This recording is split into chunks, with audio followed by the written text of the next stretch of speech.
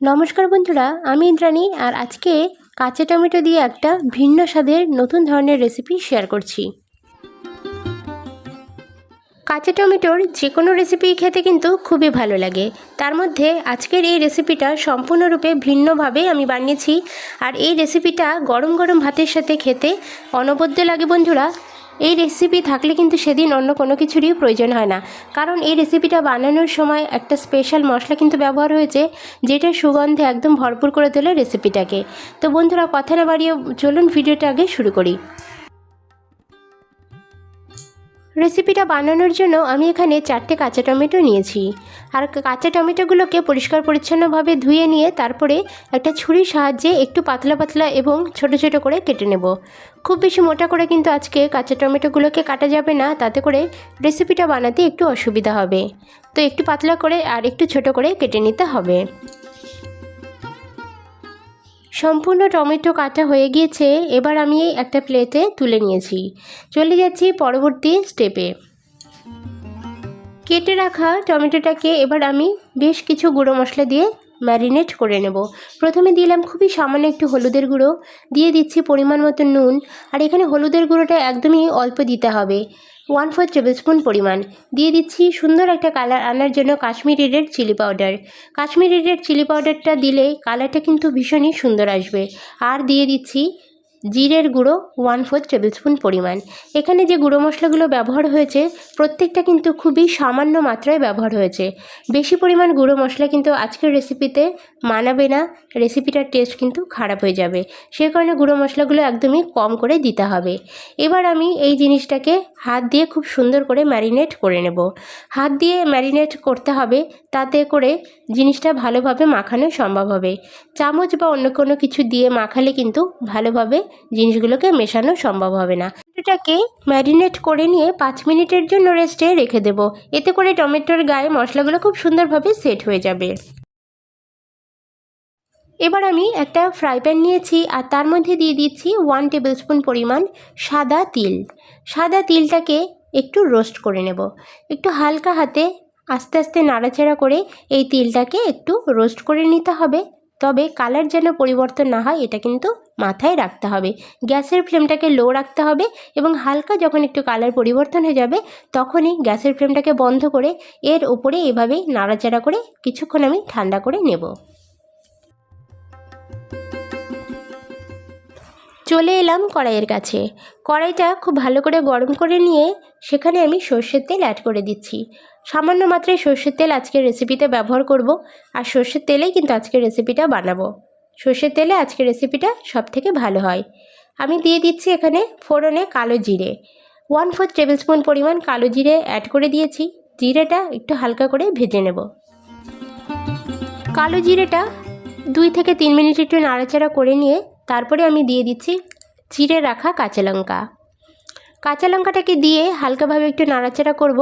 কাঁচা লঙ্কা ভাজার একটা সুন্দর গন্ধ কিন্তু দুর্দান্ত লাগে, তো সেই কারণে কাঁচা লঙ্কাটাকেও তেলের উপরে ভেজে নিলাম। লঙ্কার পরিমাণ যে যার পছন্দ অনুযায়ী দিতে পারেন, তবে এরপরেও আমরা একসময় লঙ্কা কিন্তু ব্যবহার করব।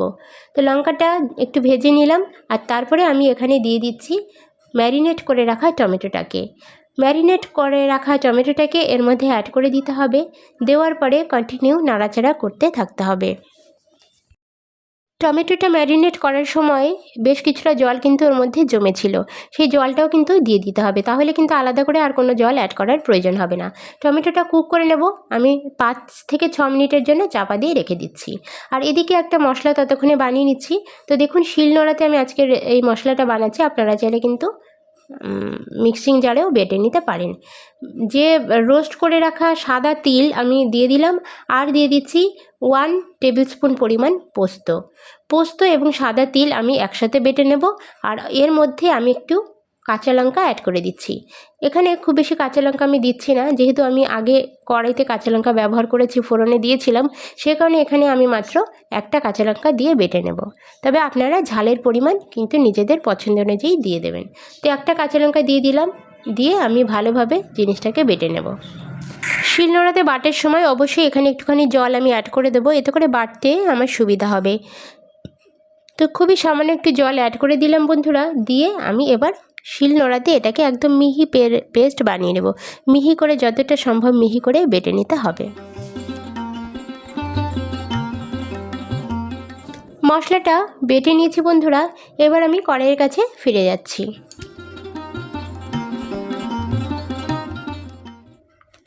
কড়াইয়ের ঢাকনা তুলে দেখাচ্ছি বন্ধুরা, দেখুন টমেটো কিন্তু অলমোস্ট সেদ্ধ হয়ে গিয়েছে প্রায় 80 to 90%, আর এর ভেতরকার জল কিন্তু পুরোপুরি শুকিয়ে গিয়েছে।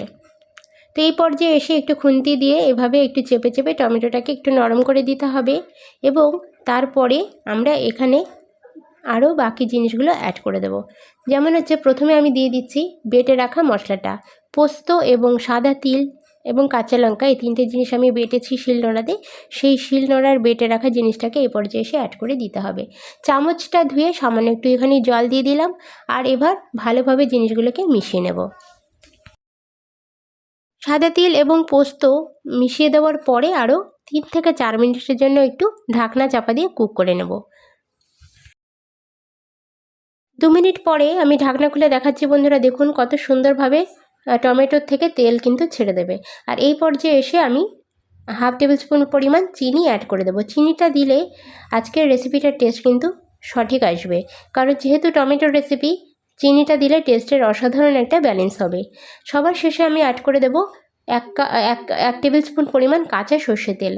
সর্ষে তেলটা দেওয়ার পরে হালকা হাতে নাড়াচাড়া করে আমি গ্যাসের ফ্লেমটাকে বন্ধ করে দিয়েছিলাম। আর আজকের রেসিপিটা আমি কিন্তু গরম গরম ভাতের সাথে পরিবেশন করেছিলাম। খেতে দুর্দান্ত টেস্টি হয়েছিল, সকলে খুব প্রশংসা করেছে আজকের রেসিপির। তো আপনাদের আজকের রেসিপিটা কেমন লাগলো আমাকে কমেন্ট সেকশানে জানাতে ভুলবেন না। ভালো লাগলে একটা লাইক করার অনুরোধ রইল, আর এরকমই নিত্য নতুন রেসিপি দেখার আমন্ত্রণ রইল। ধন্যবাদ।